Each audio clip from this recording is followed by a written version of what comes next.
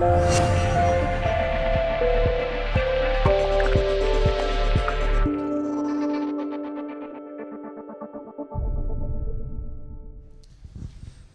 good evening, and it's a real delight to be here, particularly as Bitcoin Wednesday has become a bit of a thing. I've heard all about it in London, and when Richard rang up and said, would you like to come over and have a chat, I said, why not? Unfortunately, I had to go to Dublin yesterday, so I'm kind of all togged up for a proper business conference, I'm afraid, on green. What I'd like to chat about tonight in the 15, 20 minutes I've got is I'm going to give you a little perspective on our research. You can look it all up, so I'll save you the time, but I'll tease you a little bit with some of it. I want to talk about the unimportance of payments, and I want to sort of have a good go at 7 myths. And then I want to look at why am I excited about this space. So we'll look at that. And it says, I've entitled this talk, After the Pixie Dust Settles. For those of you who caught me online, you'll notice I had made predictions that there would be a boom and a bust on Bitcoin. And my prediction was sub $1,000 in April 2019, and that was about 2.5 years ago. So, you know, we're pretty bearish on cryptocurrencies. So why do I come to Bitcoin Wednesday? Well, because I'm absolutely excited about smart ledgers, and that's what I'd like to talk about tonight, get you a bit excited about that. Our firm's been going since 1994. We do a tremendous amount of research in a whole variety of areas, but typically finance and technology. The tech side sometimes gets heavily technical. We've brought out things, for example, recently last year, very low loss, long distance, high voltage cable. And on the other hand, we work wholly in the capital markets. We're based in the City of London, and so a lot of our clients are investment banks, insurers, brokerages, etc. We run a program called Distributed Futures. It's funded, not wholly, but quite a bit by the Cardano Foundation that many of you will know. We run another program. Oops, sorry. Gareth, I'm having a bit of a trouble.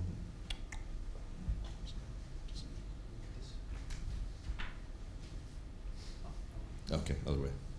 No, that's backwards. Oh, it's connected. Thank you. We run another program called Eternal Coin, which is looking not at cryptocurrencies per se, but at alternative currencies in the round. Eternal Coin's also been going since about 2010. So these are old programs looking at this space, long before a lot of people got excited about one particular area. Lots of research up there that you can have a look at. In terms of where we're headed, we're still experiencing. Yeah, and we'll do it like this. That's great. This is just a sample of the reports this year. So there's a lot up there, and we're bringing out 3 more reports next week.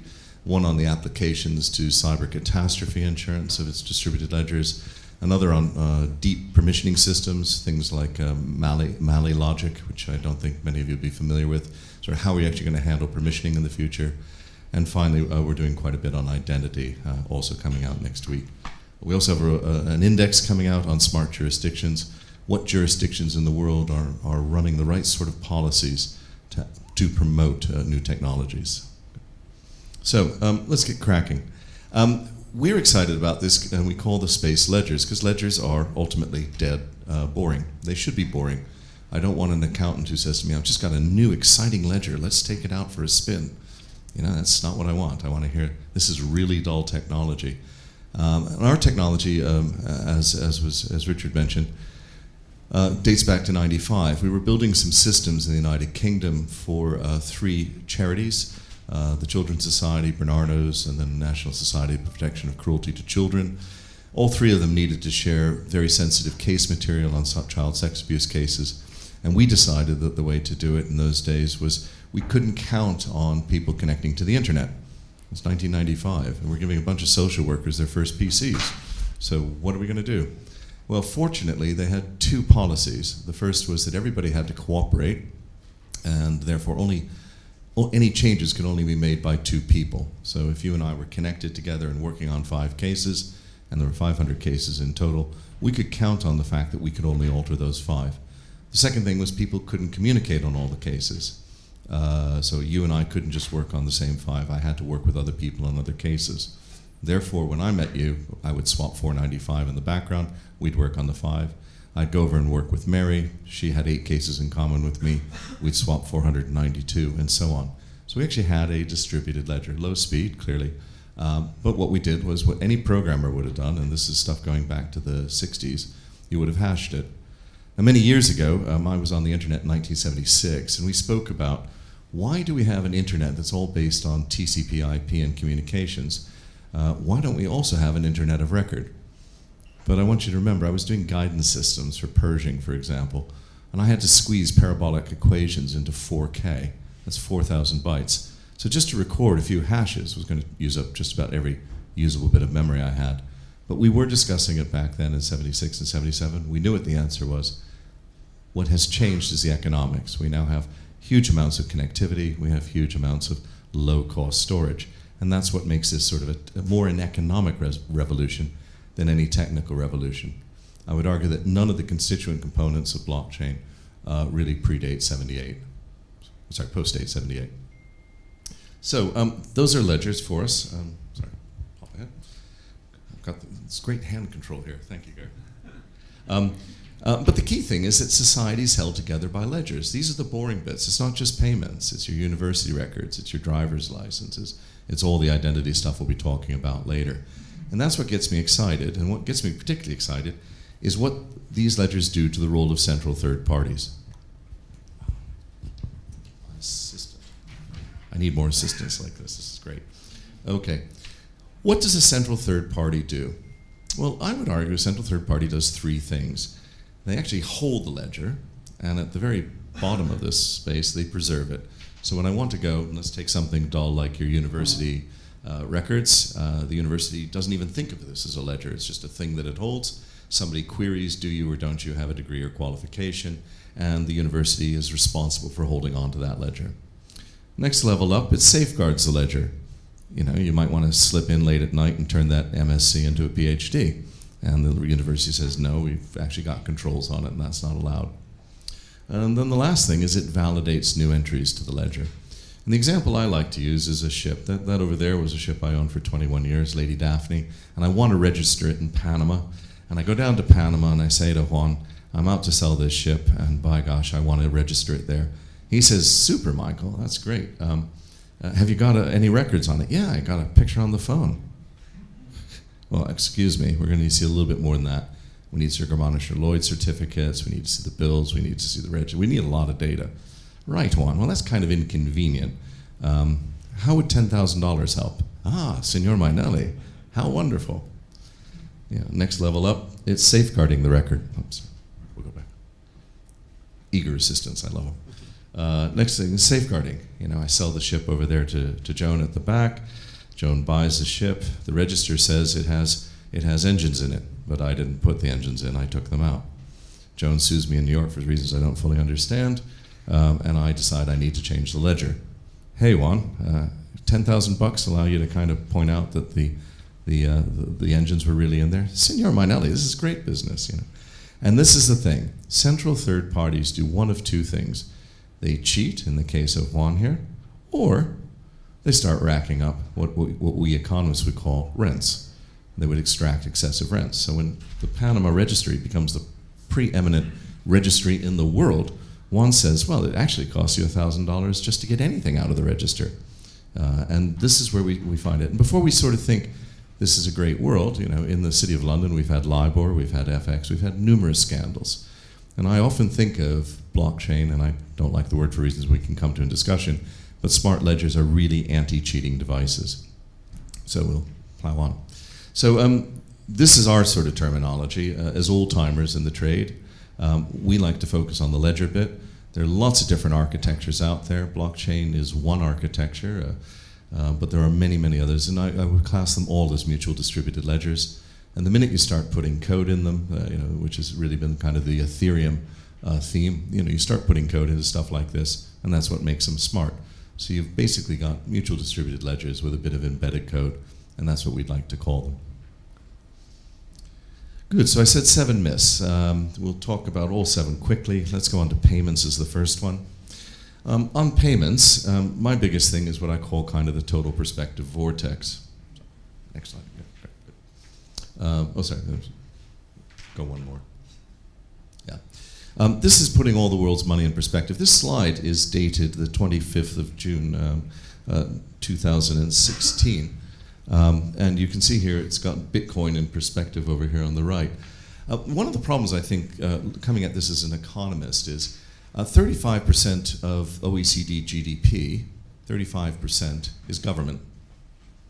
And fiat currency is a tax credit. It's a tax credit system.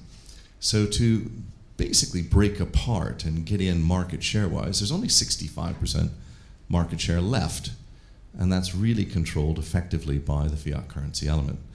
And I just don't see how payments are ever going to make any headway. A fiat currency-based government would be an idiot to accept cryptocurrencies for tax purposes.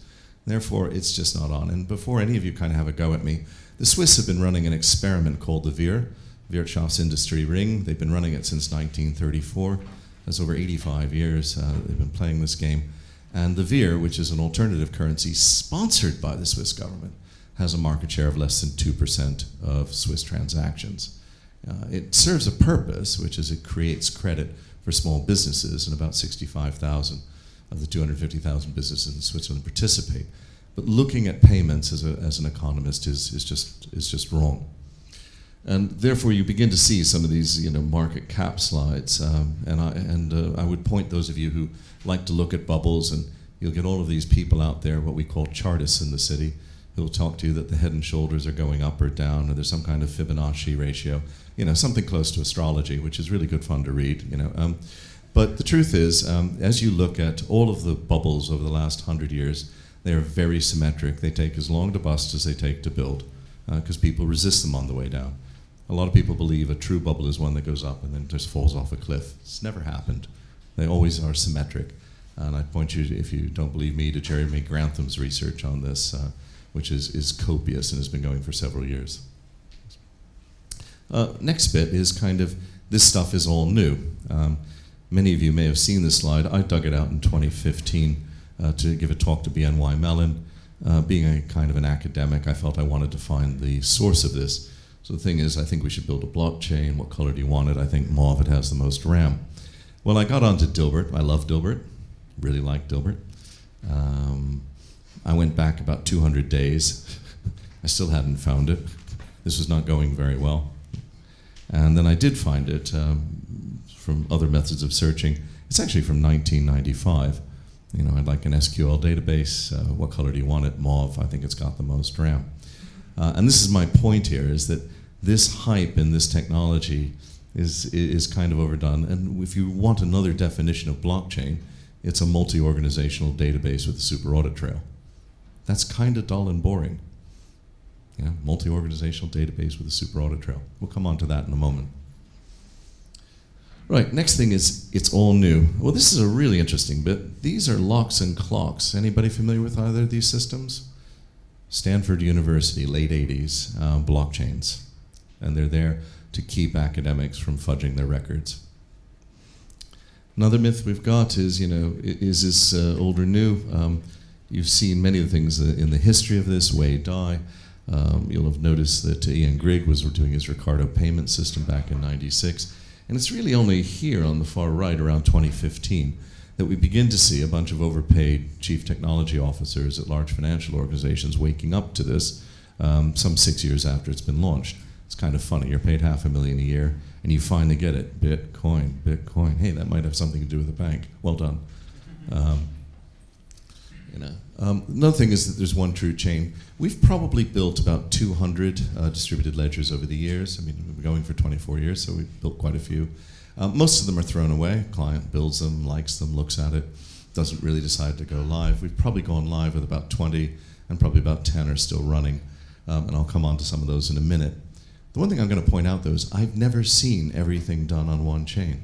And typically we have three. We have an identity chain, we have some type of transaction chain, and then we have some type of data storage, which may or may not be a chain.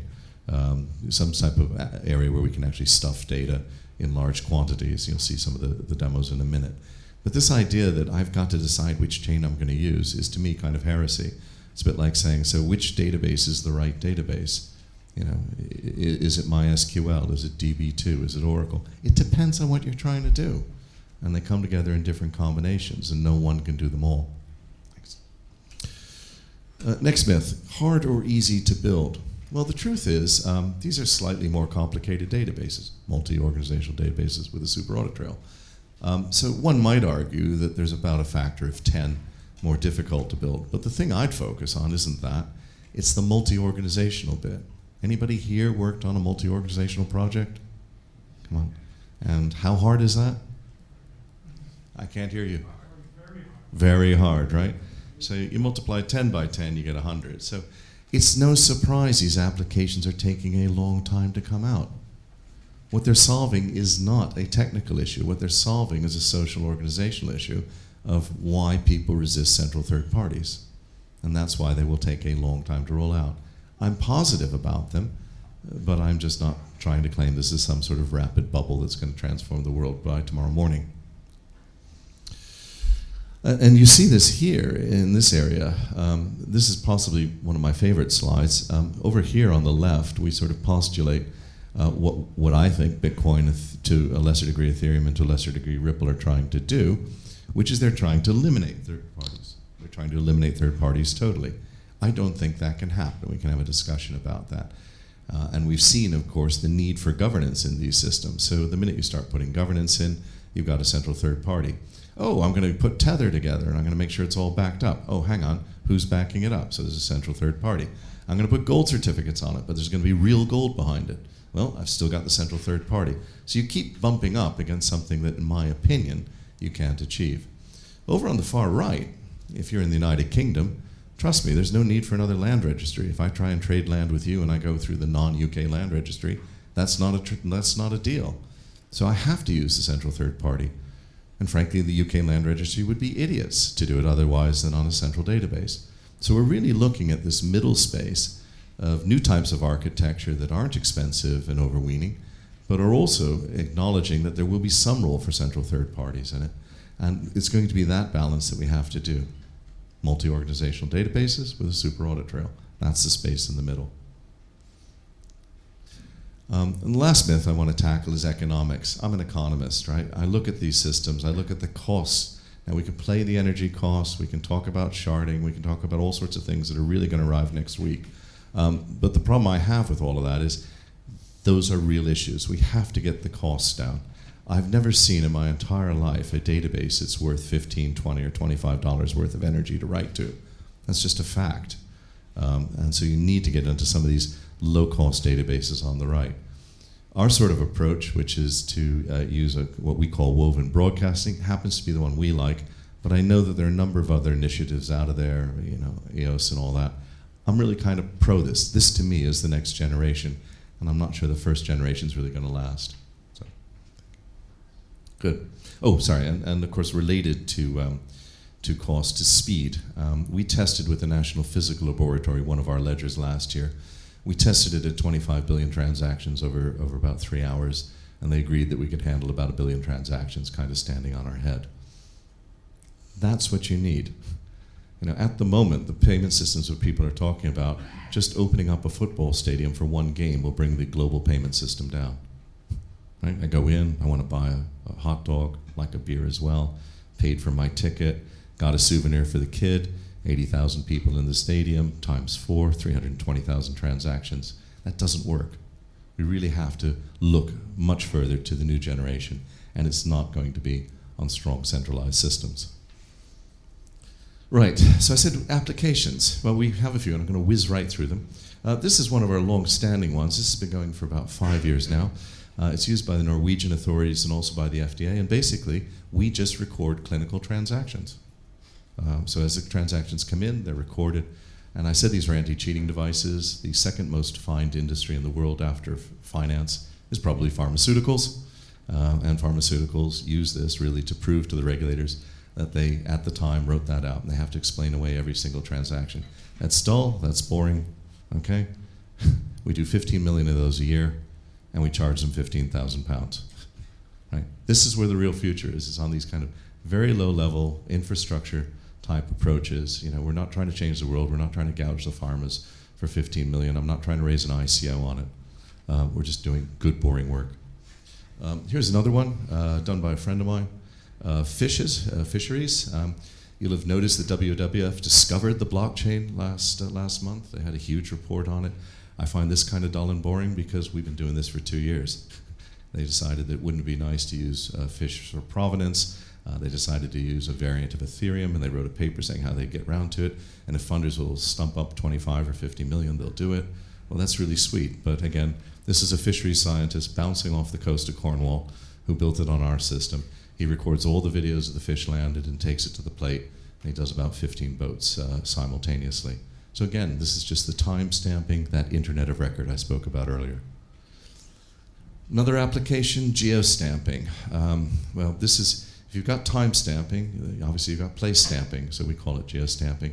We have a variety of geostamping systems. They're all done up as shareware. They're all on GitHub. You're welcome to use them. It's just ways of recording effectively giant global postcodes. I know there's a sort of crazy outfit out there called What 3 Words, but these are things that are aggregable, disaggregable. When you look at a geocode in any of our systems, it makes sense. You can sort of work out the code with the same numbers next to it. But this is where we're going to be going with drones and things like that. That's why we need 1 trillion transactions a day. I'm going to want to know where the drone was second by second, whether or not it actually, knocked that girl off her bicycle, or, did it or didn't it do that delivery.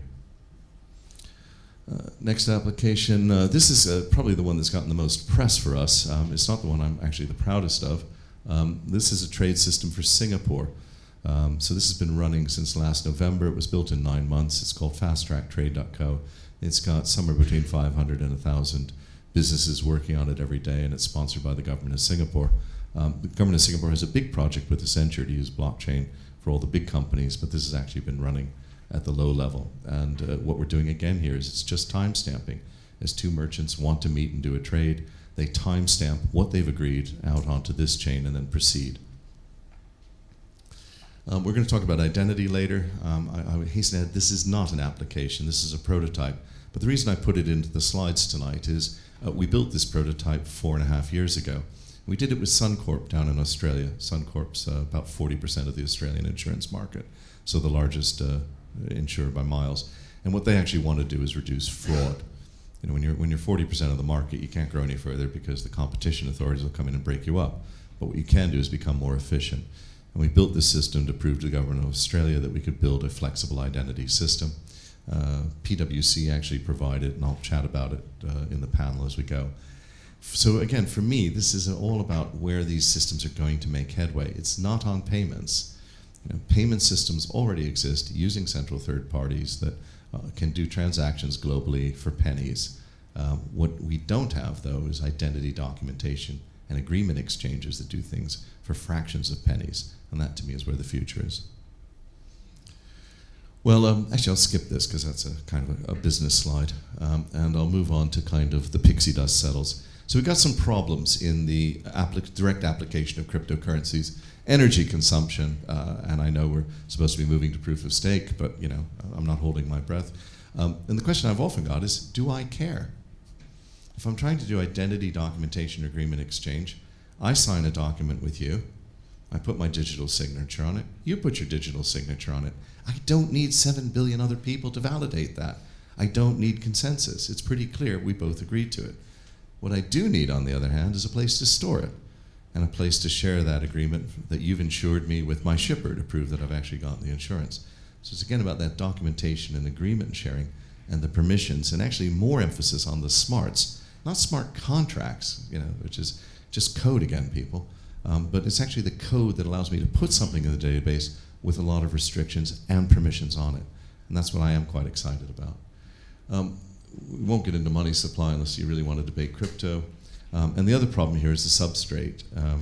So this goes back to the one true chain argument. If you're putting everything onto Ethereum, then when Ethereum has a hiccup, everybody has a hiccup. That doesn't make a lot of sense. So in a world where we're talking about decentralizing and ultimate decentralization, we're actually piling more and more stress onto a handful of systems and therefore creating a central point of failure. So a lot of what we focus on is a transmitter-receiver model where people can very flexibly set up lots and lots of little networks that communicate with each other. So what am I excited about? Well, I don't want to be on a bit of a downer because sometimes you stand up here and you're kind of flailing at the windmills and you look a bit insane. What I am going to focus on is time stamping. In my opinion, about 80% of the applications out there that people rave about are just boring time stamping. And all the ones that people say, wow, did you know what NASDAQ did? Did you know what DTCC did? Well, guess what they did? They did a timestamping application. They wrote it out to an external independent database and said, we wrote it out at that time and you can validate it. And that's actually quite important. It goes back to that central third party again. The ledger is preserved and it's safeguarded. Nobody can tamper with it. We can have a lot of arguments about validation of new assets, new entries, new people. Those are all good things to argue about. But the boring stuff has been taken out and put into some very low-cost, high-speed ledgers. And I think that's really where I'm excited. So regulatory reporting is an area, shared data is an area, deal rooms where people have centralized deal rooms have effectively taken a lot of people to the cleaners as well. And a lot of stuff to do with identity. The Sustainable Development Goal 16 is to me very exciting. Why are 2.2 billion people in the world not provided with an identity? But that's not going to come out of Bitcoin. It's not going to come out of Ethereum because there's 7 billion people in the world. And if they're using their identities at anything like the rate that we need to do just to pay at the bar here or go into the Rijksmuseum today or get through the airport or get out of Dublin, we're going to see, that's not possible. You can't do that on the existing technology. Next. So the long term, I hope I've emphasized identity, document, and agreement exchange. I hope I've identified multi-organizational databases with a super audit trail. Those to me are the things that matter. And I think we're looking here at some of the big issues: trust, space, time, mutuality, all that kind of stuff. But really, just because society's been built on ledgers, and this is just a little tweak to those ledgers that reduces the strength of central third parties. So last one, I think. Yep. So closing thoughts, they're important, but I think I've given you hopefully a bit of balance about where I think they are, and it's in the dull end of the world. Thank you. Thank you. Questions, anyone? Yeah. Hello. I disagree on a number of things, but I will focus on two. You said that central government would never accept payment in Bitcoin. In fact, United States, Florida, Arizona, and a number of other states do accept Bitcoin payments right now. Also, let me. You said that Bitcoin has a central authority and governments, which is not true. There is no central authority, and Bitcoin is not related to Tether in any way. Thank you. Firstly, no, I didn't say Bitcoin has a central authority. I said it's struggling to remove that. So that's first.